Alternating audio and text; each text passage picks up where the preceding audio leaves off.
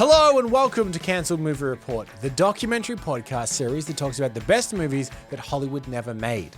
My name is Michael Campbell, but you can call me Cambo. And joining me, as always, is actor and comedian Mr. Eden Porter. Thank you very much for having me, Mr. Cambo. Now, you are listening to part 2 of our Cancelled Movie Report on the 1994 Jan de Bont version of Godzilla. If you haven't listened to part 1, make sure you do that first.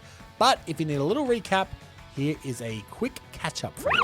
In 1994, a director signed on, Jan de Bont. Stan Winston Studios ultimately awarded the contract to design the creature.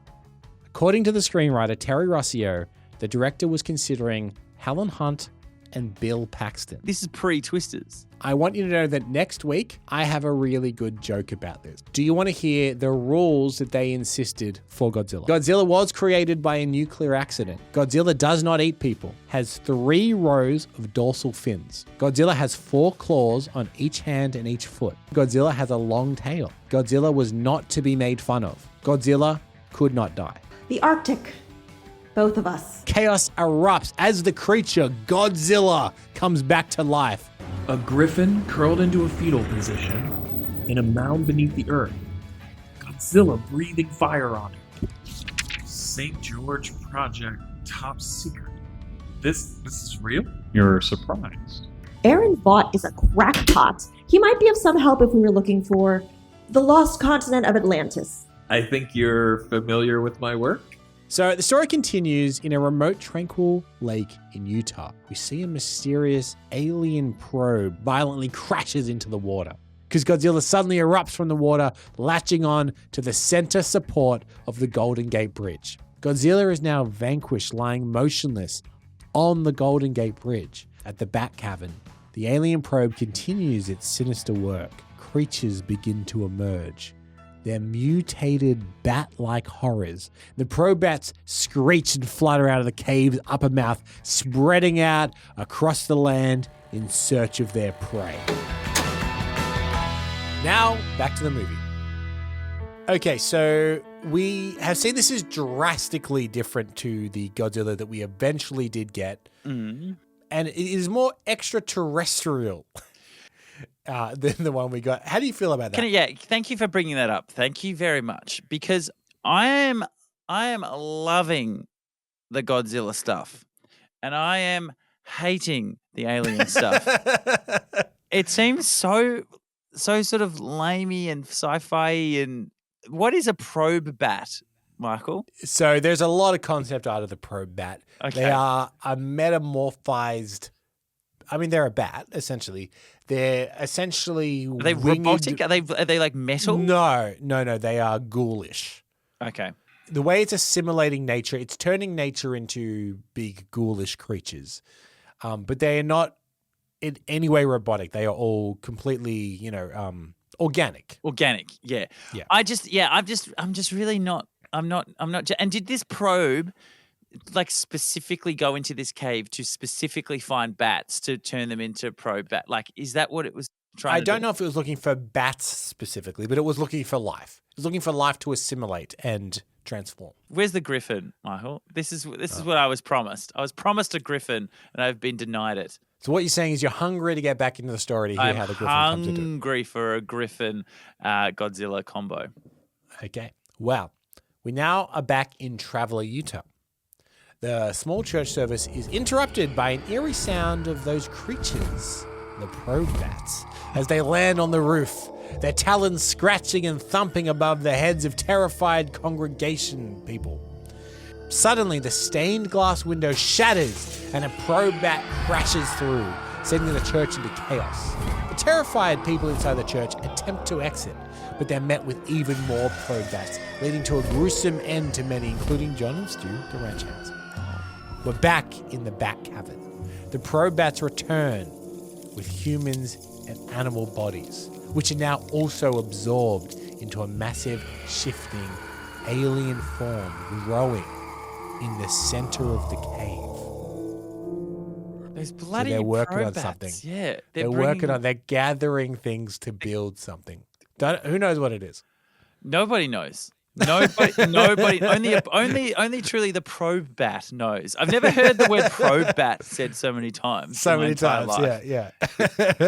It definitely appears a lot in the script, I think. We're back in San Francisco as helicopters begin lifting Godzilla's enormous body off the bridge. They're carrying him through the air like a giant, grotesque parade balloon, is how it's described.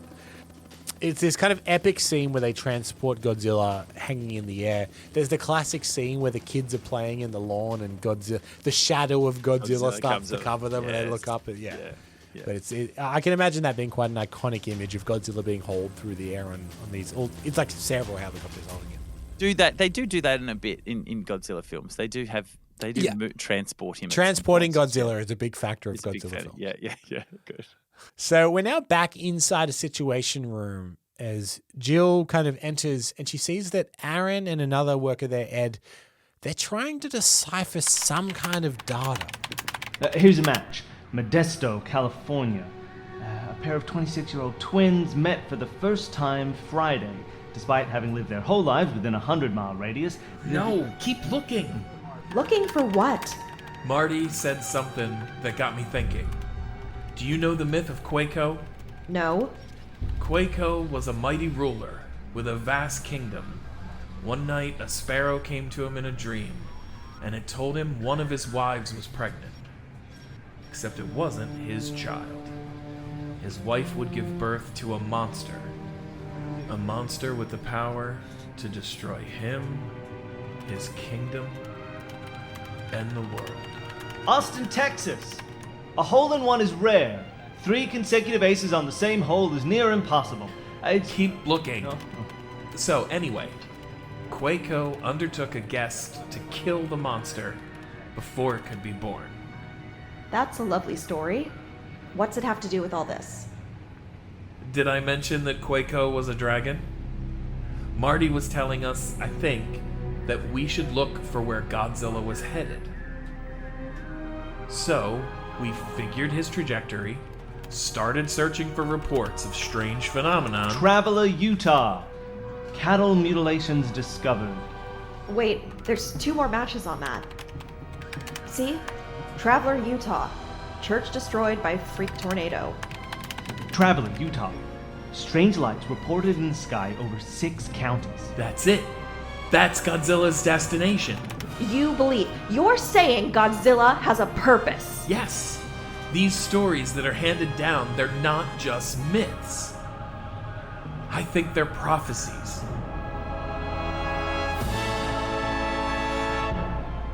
Is it possible?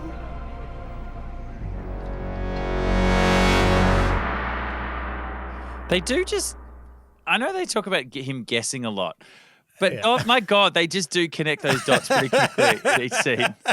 It's like those classic, like Adam West Batman figuring out the Riddler's clues by the most innocuous, like little bits of information. It's like, wait a minute, but if that means that, then suddenly. So they've just gone, oh, okay. And by the way, that story had nothing to do with figuring out where Godzilla was traveling. Yeah. It's just a vague metaphor for the direction he was traveling in. It's like at no point does he go, oh yeah, and then the king saw which way his unborn mutilated child was going. Yeah. And then that told him everything. No, that had nothing to do with it. That is a poor reference. It's just a cool little fable. It's just a cool little fable. That's right. So we're back in the hospital isolation chamber where Bendrick and the surgeon are both in protective gear and they're studying Marty's x-rays. Marty's not having a good time in this film. Marty.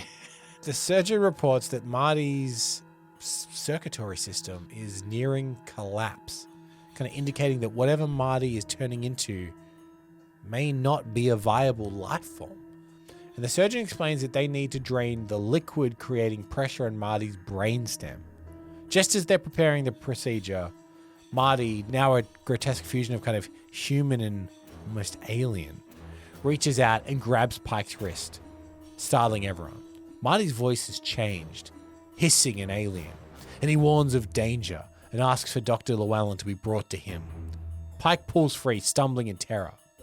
So He is kind of becoming one with whatever this alien creature is. Becoming He's the kind alien. Of, yeah. And he's got knowledge of whatever the hell's happening in this cave in Utah. That's really interesting. Hey, just total side note, Michael. So the name Marty, right? Yeah. This is burned into my brain. Okay. I hear the word Marty, and all I think of is Marty, we could have saved the world, Marty. Now, do you know what movie that's from? Marty, No. you won't. You definitely won't, and none of our listeners will know either. No, I don't know it. What is it? It's a film. It's a little-known film with Robert Redford and Dan Aykroyd called Sneakers. I've never seen Sneakers. Oh my God, Cambo, you have to go see Sneakers. It's really good. It's really okay. Ben Kingsley, everyone. Oh my God, this is great. You haven't seen Sneakers. Sometimes we like to, in this series, recommend films that are adjacent or related to the project to give you an idea of them. Not this film. Not this. This film, we are officially instead suggesting that people go and watch the film Sneakers. Is that what you're saying? I'm sorry, I've derailed this. No. Cancel Me report. But it just, that name, there's a scene in it, and I don't know why it is stuck in my head forever. But if I ever hear the name Marty, it's Ben Kingsley saying, Marty. Like, yeah, watch it, and it'll also be in your brain. I do recommend it, though. It is quite good. Nothing to do with Godzilla, though. Well, look, speaking of Godzilla, let's get back into it. Meanwhile, Aaron arrives in Traveler, Utah, stepping off a small government Learjet into the remote highway. And inside the diner, Aaron meets the sheriff and Flea. But after showing his government ID, Aaron sits down and starts to ask questions. As he's formed a theory about the meteor-like lights in the sky and asks about nearby isolated lakes. Aaron and Flea, in a Jeep, head towards the lake. Back at the hospital, Jill pulls on protective gear and hurries to Marty's side. Bendrick warns her that something else may be speaking through Marty now. Inside the isolation chamber, Jill speaks to the alien version of Marty, who suggests that they try and communicate. Marty again warns of danger. Jill asks if Marty is in pain, and he replies that he isn't. Remarkably, he can now see in infrareds. The surgeons note that Marty's condition is actually worsening, and Jill presses him to explain the danger. Marty reveals that the alien probe on Earth creates what he calls a doomsday beast from the genetic materials of each planet it lands on, and its purpose is to destroy the dominant life forms. Jill's stunned when Marty confirms that Godzilla is not that alien creature, but that another doomsday beast is already on Earth. As Marty loses consciousness, he cryptically states that the danger is already here. Back at the lake, Aaron and Flea dive into the water. They swim through the underwater cave system, eventually emerging in an eerie subterranean lake. As they explore, they find disturbing sights. They discover a massive creature deep within the cave. They see, finally, the Griffin, a monstrous being created by the alien probe, with leathery wings and the body of a mountain lion. The creature stirs as they realize it's alive. It spreads its wings huge and screams, and they narrowly manage to escape as it awakens. The Griffin emerges from the cave, wreaking absolute havoc. Aaron and Flea barely make it out alive as the ground trembles and the trees explode around them. The creature rises to its full height and lets out a terrifying scream as it takes off into the skies. In a desperate attempt to escape, Aaron swerves the Jeep under a railroad overpass just as the Griffin fires deadly energy bolts, destroying nearby cars and trees and such. As the Griffin soars towards the town of Traveler, Utah, chaos ensues. The creature fires energy beams at the gas station, causing the tanks to explode in a fireball that consumes much of the town. In the aftermath of the Griffin's attack, Aaron and Flea emerge from the smoke, surveying the devastation. Flea, overwhelmed by the destruction of his town, agrees to join Aaron in the fight against the Griffin. What do you think of that, Eden? Oh my God, I hate all of this, Michael. I hate this. What do you think of it being passion. a mountain lion? So, first of all, a griffin is not a culmination of body parts that you just throw together to make a new animal. Like, a griffin is a known mythological creature. Like, don't have it as a griffin. Don't even say that it's half mountain lion, half winged bat. Like, just make it into a weird creature. Like, just have a weird creature. It hasn't taken the carcasses of many mountain lions to then form a giant alpha mountain lion. And how big is this thing anyway? Like, is this Godzilla big, or is it? It's not quite as big as Godzilla, but it is comparable. Okay. It is enough. It is big enough to be a threat. Okay, so for a doomsday beast, Michael, a doomsday beast. You know it's serious because you called me Michael. Yeah, this seems like the most inefficient way of creating doomsday. Like, we're not talking. This isn't the size of a city. This thing would take like a year to get around to the killing everyone on the planet. Like, Hey, this they never isn't. said it would be done in a week. Rome wasn't built in a day. Well, what? So, Rome. I know it's called Doomsday, but This is it can take Doom longer Year. than that. Yeah. This is Doomsday. not efficient at all. Like, at all. And where is it shooting bolts? Where did they bring that from? Why have they given it lightning bolts coming out of its energy mouth? bolts. It's just funny that they spend. I'm going on a bit of a rant now, Michael, but they spend so long describing a very unique scientific principle for why Godzilla can burst flames out of its mouth. And then they just, in one half a sentence, they go, oh yeah, and the Griffin guy, he shoots lasers out of his mouth, and he just does, and he got big wings, and he's half mountain like. It is the least scientific thing I've ever heard in my life, and I've heard some pretty unscientific things.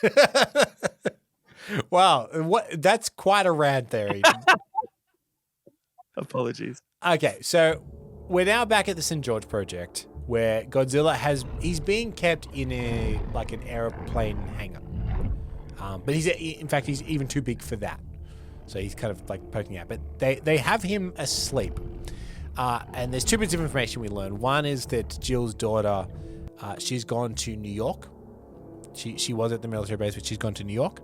And the other thing we learn is that Godzilla is beginning to awaken.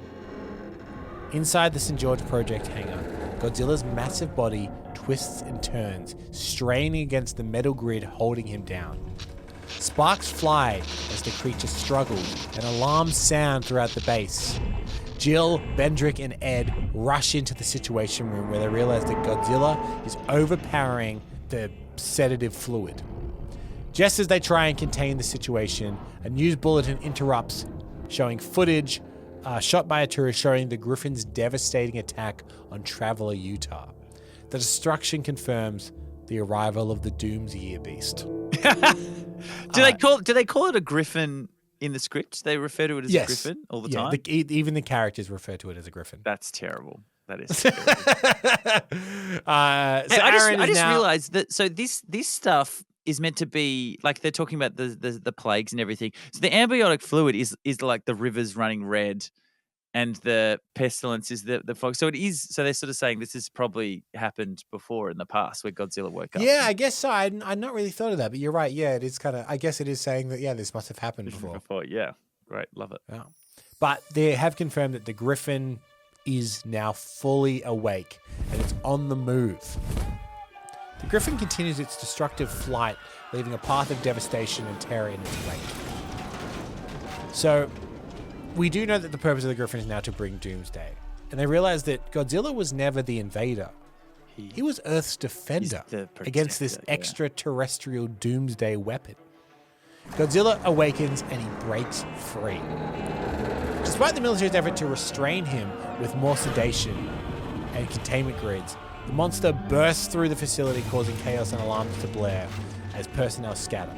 The massive hangar and infrastructure are no match for the force of Godzilla regaining consciousness and following his ancient biological programming. Yes. He must hunt and destroy the Griffin. So Aaron is now on his way back to the Situation Room, but we now cut inside the Situation Room where they are now trying to work out, God, what the hell is happening here? Godzilla's been sighted. Moving down the Hudson River. Where will he meet the Griffin? We're calculating it now. What happened out there? We just got in the way. Godzilla's instinctually programmed to find that thing. And kill it before it can multiply. Marty told us before he... Aaron. Before he died. Oh shit. The lines on the screen. Look where they're projected to meet. Manhattan. Do we even try to evacuate?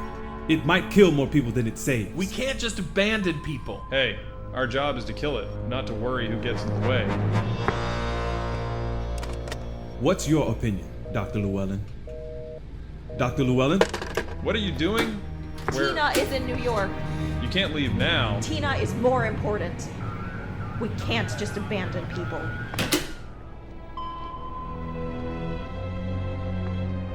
So, as acting head of the St. George Project, what is your advice for the military? Acting head? Are you nuts? Evacuate New York City. Right?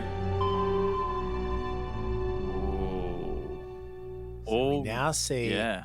that all signs point to both creatures heading towards New York City, which, gosh darn it, is just where Tina left for. This is what are the odds of that happening, Michael? We also do reveal here that Marty unfortunately passed away due to his complications. Yeah, they tried to teleport him, but a fly got into the teleporter, and it all went downhill for him after that. Oh, yeah, Marty Kaneshita, the Japanese American, is played by Jeff Goldblum. We should have said. yes, so good. So this is interesting. They're going to head to New York. Interesting enough, this is where the 2008 Godzilla ends up battling as well. Now, The 1998? I actually really like the idea that Godzilla is instinctually always like attracted to kill these other big sort of things. Yeah. I actually really He's like the protector that of fact Earth. Yeah, I think it's good, and I think they actually do it better in the new Godzillas when they talk about him. Like it's like alpha dominated. Like he just wants to be the alpha. Whereas this is a bit more like he's got to protect Earth by like coming after any griffins that come into the atmosphere. I'm always a little bit conflicted about it because I agree with you. It's a fun concept. But when I was watching Godzilla -1, I realized how much I missed Godzilla being a real menace. Oh, yeah, like absolutely. Whenever Godzilla turns up in that film, you're like, oh, for God's sakes. Oh, God. Oh, he's a real prick, this guy. Hey, what about the guy in this basically saying, oh, we're just meant to kill it. It doesn't matter about the people that die. How very Zack Snyder of him. The snarky government pencil pusher. Yeah, just destroying entire cities and letting people die. It's very... Another 90s classic, that. Yeah, another classic. Any government worker is an absolute scumbag. Absolute scumbag. Shout out to our government worker listeners. We have a really good friend of ours that works for the government and can confirm he is a scumbag. Yes, very much. So we have a massive military mobilization starts to take place and civilians are evacuated. In Manhattan, Jill managed to find Tina. She kind of she gets lowered in a helicopter toward the street, but she jumps out of the helicopter onto the street and goes to find Tina. They do manage to connect amidst a crumbling city. But at the same time, the Griffin arrives in New York, unleashing devastation across the city. Its alien shriek echoes through the skyscrapers as it reduces entire city blocks to rubble. Helicopters, tanks, and missiles prove useless. The creature's energy blast destroys anything in its path. And as the Griffin claims the city, Godzilla also begins to stir on Governor's Island, instinct pulling him towards the battle he was born to fight.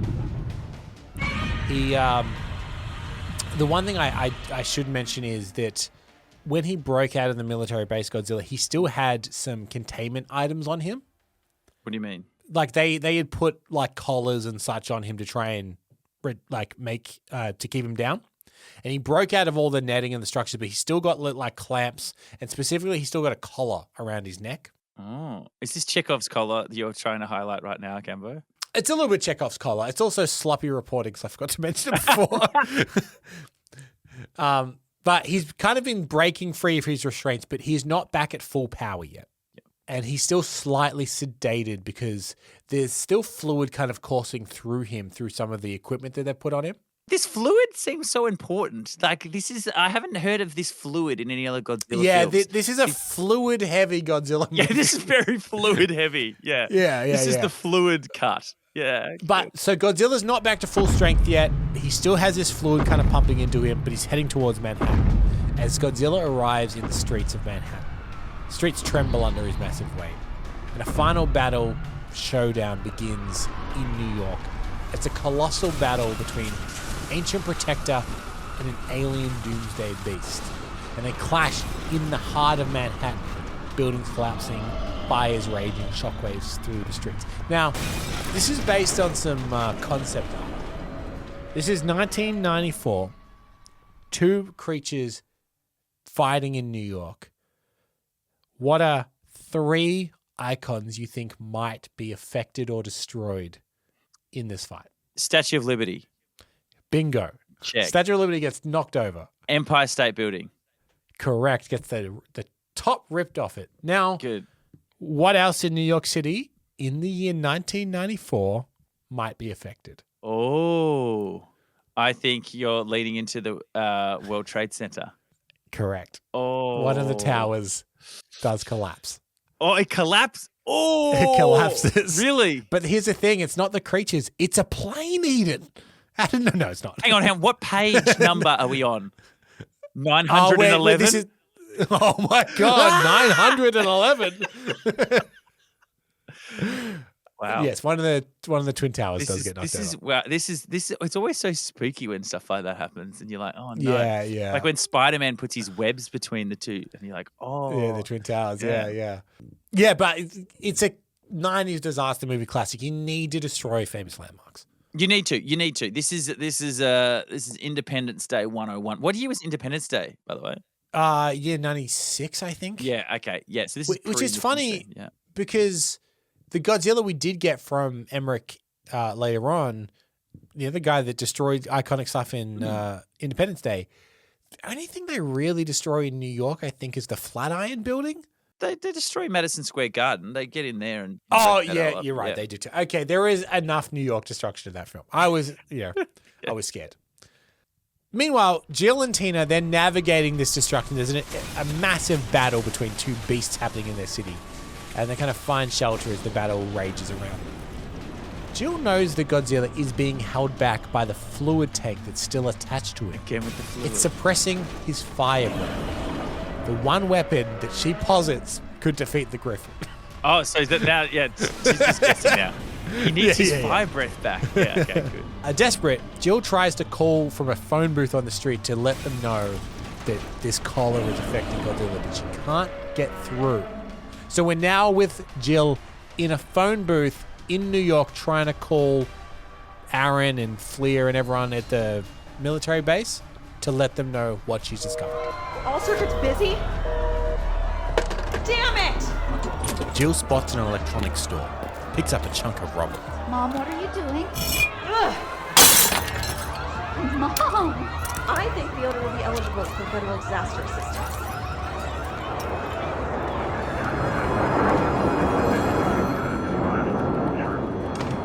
Jill, get to cover. Find a fallout shelter. For fluid.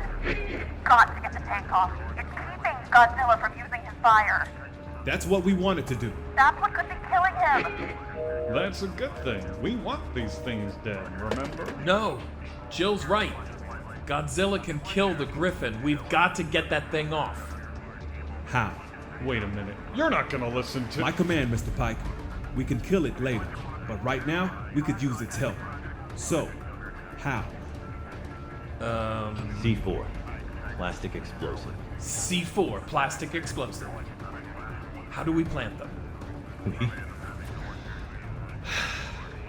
All right. I'm in. Payback. For Miss Liberty. Did he just say this one's for Miss Liberty? Because they knocked over the Statue of Liberty. That's wild, Michael. Yeah, that's Aaron with Fleer there. They're going to go with the C4 plastic explosive and blow off this collar that's keeping Godzilla's fire breath. But what's the plan? What, they're just going to throw C4 off a building on? Like, what is this? You'll discover what the plan is. Okay. I will say there was a moment of realization I had when that's Michael Hahn performing Aaron for us in this. And he's such a great actor. We use him all the time. But when we receive these, we receive the lines in isolation. So we don't hear them in context of the scene. We hear them just by themselves. Yep. And I remember hearing in isolation the line, Jill's right. Godzilla can kill the Griffin. We need to remove his collar. And I thought to myself, this is so dumb. Yeah, this is so dumb. That line really encapsulates. In isolation, being heard out of context, like, God, that's a chunky line. And he delivers it like wholeheartedly right down the middle as we need him to. Right. And we love our actors for that. We love it. But I can't imagine what was going through his head when he had to record that line. He's like looking at me like, what is going on here? What are they making me say? So Aaron and Fleer are now suiting up in combat gear and carrying C4 charges. And they brave the battlefield. They're landing in New York now. They're dodging falling debris and shockwaves from the monster clash as they climb onto Godzilla's massive form. No. They climb up Godzilla. What are you in talking the about? middle of the city. They carefully plant the explosives around the restraint tank. They manage to jump off. They're kind of wearing like tactical gear. And they jump off Godzilla and float down. And they blow free in a dangerously close range detonation. Godzilla is now free of his containment tank. Their plan succeeds. Freed from the tank suppression, Godzilla roars with a renewed strength. And suddenly, the thing that you love, you mentioned it last episode, Eden. Whoa. Does it say that in the... Does it say it? Well, it says he builds up. He builds up. He does the build up. The atomic breath is surging to its full terrifying power. The battle shifts dramatically as Godzilla unleashes an energy blast against the Griffin. The clash becomes, as is described in the script, monumental, but it's simplified down to raw instinct and unstoppable force. After a massive, destructive struggle across Manhattan's iconic landmarks, Godzilla finally manages to destroy the Griffin, reducing it to ash and bone with one final, devastating, searing blast. In the aftermath, the city is silent. Fire's burning low. Godzilla's battered and exhausted. He kind of surveys the ruins. And then slowly, he turns back toward the river. On a rooftop in the city, Jill and Aaron are now together, and they watch Godzilla in awe as he pauses for a long moment and he locks eyes with them on the building. No, he doesn't. It's described as a silent acknowledgement between them, between monster and human. I think at this point in this film, Godzilla should just nod at them and be like, Yeah. thumbs up. Thumbs up. With his 4 fingers, thumbs up. Yeah. And then Godzilla solemnly returns to the sea, his massive form slipping beneath the waves as the dawn breaks over the battered city. That's where we're hit with our end credits. And then Calm Like a Bomb starts playing in the background. Wow. How does someone climb up Godzilla to that scale while he's moving around fighting a griffin? Yeah. How does that work? And how do they film that in 1994? Yeah, they do it. You know, in the 1960s Batman, where they and they're just walking up the rope. That's how they do it, Michael. Yeah. That's how they do it. When you compare this to Jurassic Park, which was groundbreaking in 1 year before this, the stuff that they want to pull off in this compared to what they pull off in Jurassic Park is a million miles away. So, okay, you don't put the plastic explosive on the collar. You get a helicopter and you shoot the collar off. That's what you do. I think you'll find that they did manage to climb Godzilla and blow the collar Oh, they off. did. Oh, yeah, I forgot they did do that. Ye of little faith, Eden. You're like that pencil pusher that just wanted to destroy cities. Yeah. Everything's no with you. I do like. What do you think of the trope about the humans have to do one little thing to help Godzilla to like help give him make him believe in himself? Yeah. Like the high school quarterback that can't quite do it. Godzilla gets that speech and then he believes in himself. What do you think of that trope? I understand it as a screenwriting structural thing because like they're like your point of view characters, right? The humans, and it would feel weird if they were not really a part of the final battle. But what I enjoy is that audiences have adapted to this so much now that, like the latest Godzilla Kong movie, they're just like, fuck it, Kong's the main character now. And he doesn't talk. Yeah. And you're just going to be with a monkey for the whole movie. Whereas I feel like in the 90s, they very much had to have the human characters do more. Yes, yeah, and be that way in for other people to know what's going on. The Griffin, mate.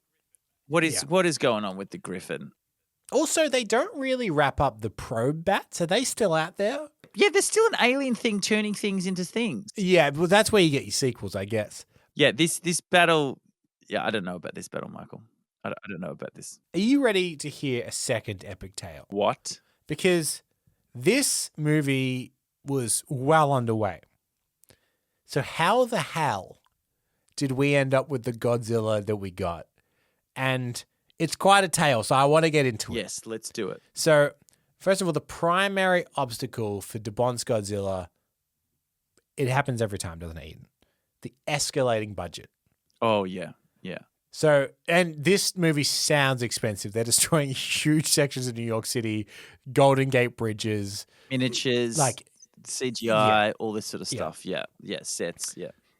So, part of the contention between the director and TriStar Pictures and Sony Pictures, they were facing financial challenges at the time. They aimed to cap the production costs at $100 million, which for 1992 is huge. De Bont, with his ambitious vision and reliance on CGI, and he wants the large-scale action, he was projecting a budget of $140 million. Now, I want to point this out. For reference, Jurassic Park, the year before, cost $68 million. You wanted to double it and then some. He wanted to more than double the budget of Jurassic Park. In 1992, that would have been the most expensive movie ever made, surely.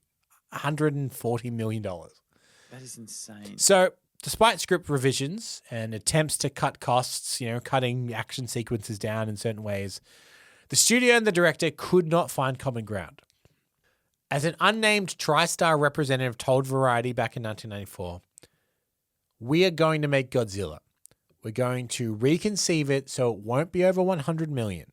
Anything over 100 million is too much. So compounding the budgetary concerns was creative differences. Sony sought a more Americanized Godzilla, a concept that de Bont vehemently opposed, believing it would betray the character's essence. This fundamental disagreement over Godzilla's portrayal fueled a growing rift between the filmmaker and the studios. So, one specific example of creative conflict involved the Griffin, Godzilla's adversary. To reduce cost, Sony suggested removing this element altogether, which would have significantly altered the film's narrative and scope. De Bont fought to retain the Griffin, viewing it as an integral part of his vision for the film. The production designer recalled, "We all left together when the studio wanted to cut the Griffin out of the film, and Jan rightfully refused to do it.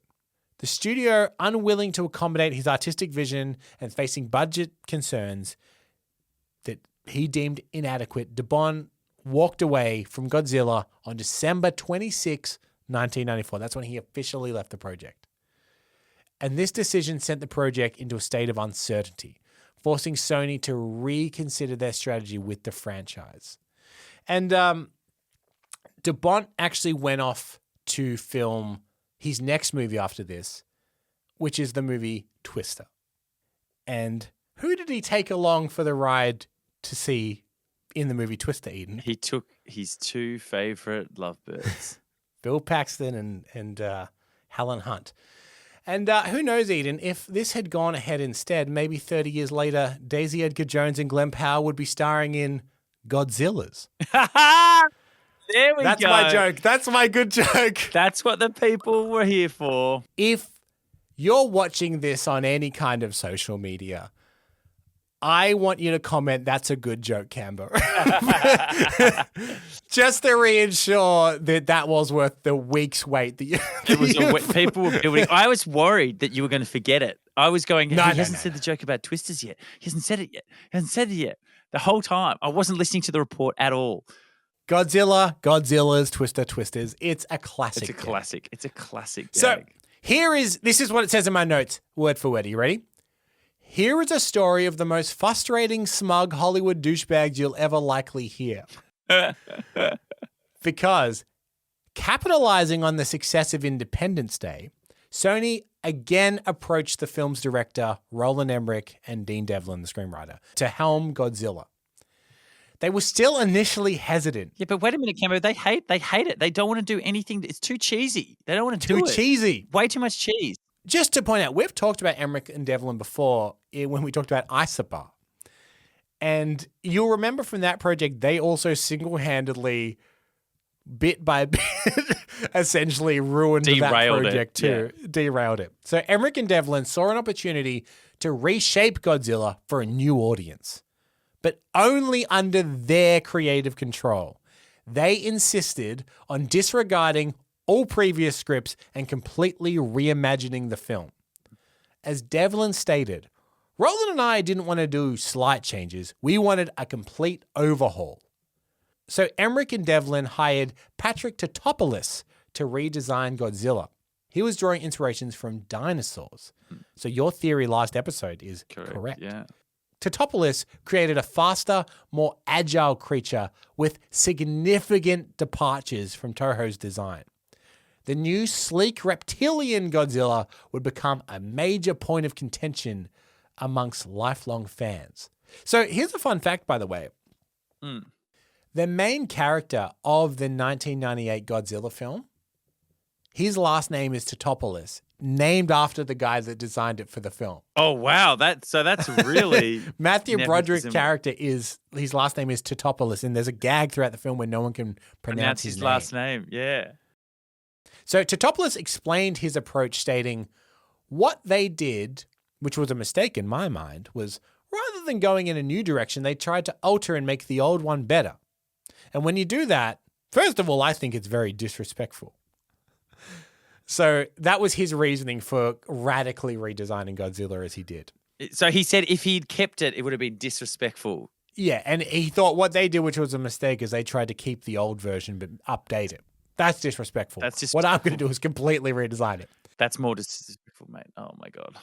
Now, they took this to Toho to show it off. I would have liked to have been a fly on that wall. Listen to this, Eden. Tatopoulos unveils his Godzilla artwork and maquette. It was met with a gasp from the Toho execs, followed by stone silence. This is a quote. After designing my last Godzilla, the one that wound up in the movie, I felt very secure and I believed we had something great. But the day I sat in front of the Japanese, I thought, what have I done? Am I crazy? They're not going for it, Tatopoulos worried. They were speechless, Emmerich recalls. They stared at it. There was a silence for a complete minute. And then they said, could you come back tomorrow? I thought for sure we didn't have the movie then. It was so different. We realized we couldn't just make small adjustments, one of the Toho employees disclosed. That left a major question of whether or not we would approve it. This is another quote. So the next day, we got in at 10 in the morning and the head of Toho started speaking to us about how different we had made the character, that we'd taken such fast steps away from the old one. But their last sentence was, we feel you've kept the spirit of Godzilla. The sense of the character is still there when we look at him. It's Godzilla and nothing else, so we're going to give you the green light. Emmerich reported that I simply went there and showed them a new Godzilla and said, why don't you call yours Godzilla the classic Godzilla and mine the new Godzilla? And they were kind of just fine. What? So I thought this was going to go in a different direction. I thought they were going to go, you know what? Nah, you can't do it. And they just did it anyway. And there was a whole legal battle and it was a nightmare. But you're saying they did say, okay. They agreed under, I would say, exhaustion. Yeah, maybe. Like they said, it was so different that they couldn't just say, oh, well, you've got the dorsal fins wrong. Yeah. Yeah. It was so radically different that they were like, okay. Okay. I guess. How much money are we going to get from this? One thing would have made that meeting better, Michael. They're all the head of Toho's there, right? Yeah. He unveils it. There's stunned silence, and then you just hear, whoom, whoom, whoom, whoom. Just boom. By breath, the model out. That would have been great. So here is a quote from the Sci-Fi Japan article. Sources specifically mentioned that it finished its US theatrical run at $136 million, with foreign box office bringing the worldwide total to $374 million. A respectable sum, though far less than industry analysts, or more importantly, Sony Pictures had anticipated. The film was widely panned by critics and audiences, particularly those familiar with the Toho original. Do you know the nickname that the American Godzilla has amongst Godzilla fans? No, I don't. It is often referred to as Gino, which stands for Godzilla in name only. Yes. Okay. Yeah. Very good. And then in Toho, its official name is actually Zilla, because they claimed that they removed the god from Godzilla. Oh, good. Yeah, there's a movie, I believe it's called Godzilla Final Battle, in which the Godzilla of that movie fights other incarnations of Godzilla and famous creatures. Zilla appears in that film and is very, very briefly and very quickly destroyed. Do you know how he's destroyed? No, I don't know how he gets killed. He's thrown into the Sydney Opera House. Yes. We won. So we need to remove the Emmerich and Devlin. But isn't that so frustrating, though? They just went in absolutely guns blazing with their vision, and every instinct they had seemed to be wrong. If every instinct you have is wrong, then the opposite must be right, Michael. So they should have just done the opposite. Let's remove the Devlin and Emmerich section. Let's talk about Jan de Bont's Godzilla. The vision he had, Godzilla versus the Griffin. You got your Aarons and your Jill Llewellyns and such. The question we always ask is, do you want to see this film? Okay. Now, it's a very good question you ask, Michael. Now, there's two things. I never, ever thought I would agree with a studio note. Right? Yeah. But honestly, I would drop the Griffin. I think the alien Griffin subtext, the plot, everything about it, I hate. I hate all of that. I really like all the Godzilla stuff. I hate that aspect of it. But you're right. It totally changes the movie. Knowing the bee in your bonnet, would it have changed it if it was a mythology accurate Griffin? I would have liked it better if there was also a Griffin egg in the center of the earth and that got awakened in the and ice. It was literally like, oh, this is actually a thing. It wasn't an amalgamation of dead animals that got turned into looking like that. Like I didn't get Here's a rewrite pitch for a movie that was written in 1994. Have them on opposite poles of the earth. Yes. So like Godzilla's on one pole, the Griffin's on another. So they are literally mirror images of each other. One to destroy, one to protect. Yeah, and then maybe the poles start like going in the different direction or something, and then everyone's like, "What's happening? What's happening?" Yeah. Hang on, I'll email the writers. This is good. Good. I hope it's not too late. We have some ideas. And this one definitely doesn't have Matthew Broderick in it. Yeah. And as far as we know, it doesn't have a weird amount of Simpsons cast. Yeah. Yes. Hank. Yeah, that's true. Actually, that is a weird thing about it. Harry Shearer, Hank Azaria, and Nancy Cartwright, I think, is also in it. Harry Shearer's in it as well. Yeah. Yeah, that is weird. That is really weird. That's what it was missing. Oh my God, we've worked it out. If they had replaced, I don't know, Fleer and maybe the government pencil pusher with maybe Dan Castellaneta can be one of them. That would have been good. See, now we're making a movie, Michael. All right, I'll email the writers again. Yeah, email them again. Well, we have come to the end of our report on Jan de Bont's Godzilla. We hope you've enjoyed both these episodes, and we would love it if you could subscribe, be it on Apple Podcasts, Spotify, YouTube, or wherever you like to listen. That really helps us get discovered in the charts. It would also be terrific if you could leave us a 5-star rating, or most importantly of all, tell a friend. We're completely independent here at Cancelled Movie Report, so your support means the world to us. And what did you think of the movie, and did we miss anything? We'd love to hear from you. You can always get in touch with us via cancelledmovies@gmail.com or at cancelledmovies on all of the socials. And if there's a cancelled movie project you've always wanted to hear about, why not let us know? You can fill out the form in the episode description alerting us to a project, and we may just give it the Cancelled Movie Report treatment. That is how this movie was created. I'm Michael Campbell. I hosted, edited, and produced this episode, and Eden Porter was my co-host too. Thank you very much, Erion Cambo. Oh, that was the quickest one yet. Yeah, that's good. We also had an amazing voice cast, which included Michael Hahn, Danielle Santos, Erion Moore, Bill Wagner, Dani Siller, and Bill Sunderland. Next week, we're taking a trip to a world not controlled by humans or monsters, but instead controlled by apes. Yes, we are tackling an unmade Planet of the Apes movie starring someone you won't believe. Here's a sneak peek. What are you doing? Looking for the keys. No! He saved our lives. He's an ape! You go and kill as many apes as you like. I'm setting this one free. It's not apes I am going to kill. But until then, take care.